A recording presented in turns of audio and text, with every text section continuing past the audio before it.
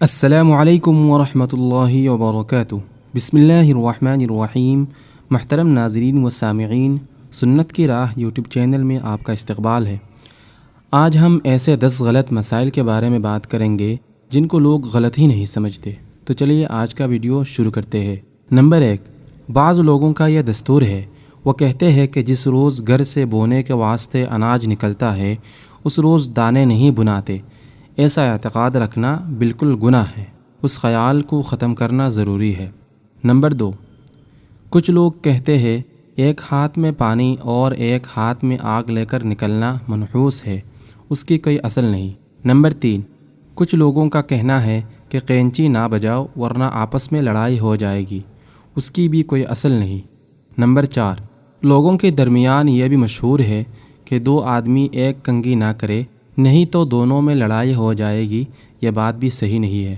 Number 5، لوگ کہتے ہیں 2 آدمیوں کے بیچ میں سے آگ لے کر مت نکلو، نہیں تو ان میں لڑائی ہو جائے گی، یہ بھی غلط بات ہے۔ نمبر 6، بعض عورتیں کہتی ہے کہ زچگی کے زمانہ میں اگر عورت خاوند کو اپنا چہرہ نہ دکھائے اور پورے 40 دن اسی طرح گزار دے تو حسن دوچند ہو جاتا ہے، یہ بھی بے اصل بات ہے۔ نمبر 7، بعض لوگ سمجھتے ہیں کہ جس مکان میں نفاس والی عورت ہو اس مکان میں کسی کے لیے بھی نہ نماز پڑھنا جائز نہ تلاوت کرنا جائز، یہ بھی بالکل غلط بات ہے۔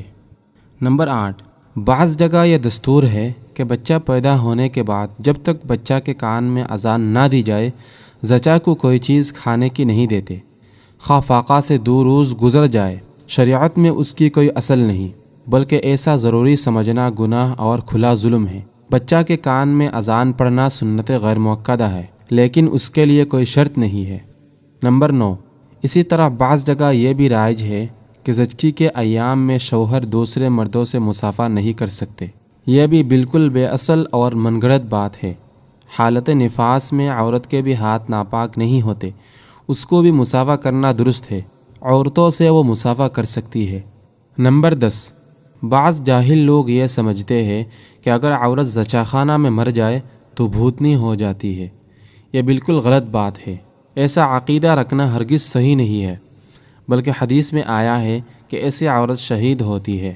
پیارے بھائیوں اور بہنوں، جن مسائل کے بارے میں ابھی میں نے آپ لوگوں کو بتایا یہ انتہائی نامناسب اور گناہ کا کام ہے، اس لیے ہم سب کو ایسا اعتقاد رکھنے سے باز رہنا چاہیے۔ اللہ تعالی ہم سب کو غلط اعتقاد رکھنے سے باز رہنے کی توفیق عطا فرمائے، آمین۔